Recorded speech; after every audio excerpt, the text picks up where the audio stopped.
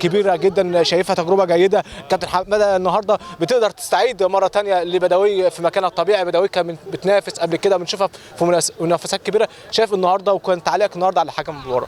الحمد لله، بشكر ربنا في الاول وفي الاخر، وبشكر اللعيبه الرجاله النهارده اللي قاتلوا لاخر دقيقه، ما استسلموش رغم ان الجون جه فينا بدري، بس حاربنا لاخر لحد الدقيقه 40. الحمد لله ربنا كرمنا.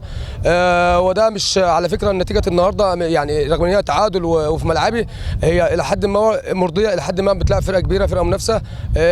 بشكر اللعيبه على جهدها، بشكر مجلس الاداره على دعمه، وبشكر الناس كلها، الجماهير هنا كلها بصراحه تستاهل اكتر من كده، ناس تستاهل ان هي تحط في حته كويسه ان شاء الله. يعني اعتقد النهارده كان ليك تعليق على تحكيم المباراه، كنت بتتكلم مع الكابتن محمود منصور، لكن من وجهه نظرنا شايفين محمود منصور عمل مباراه جيده. لا، الكابتن محمود انا قايل له بين الشوطين، قال له انت حكم كبير انت حاجه محترمه، واللي بيحصل ده لظروف الملعب، الزعيق، الكلام من ده، بحكم ان الملعب برضو مساحته ضيقه، فالناس اي صوت اي كلمه بتتقال فبتسمع، انما هو تحكيميا فنيا حاجه محترمه، بشكره. يعني تقفل كل ماتش وتعمل لكل ماتش حساب، الماتشات اللي جايه كلها ماتشات كؤوس، اعتبر ان انت عايز تخلي بدوي في المنطقه الدافيه.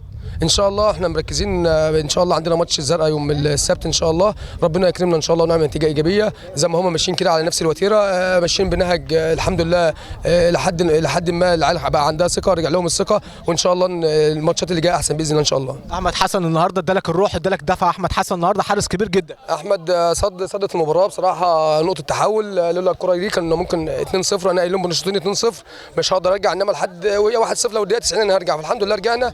وبشكر احمد حسن وبشكر اللعيبه كلها على جهدها، حاجه بقول لك حاجه محترمه، وانا بشكرهم، وهم بصراحه هم اللي هم الاضافه اللي دخلت على الفرقه، فربنا يكرمهم في اللي جاي ان شاء الله.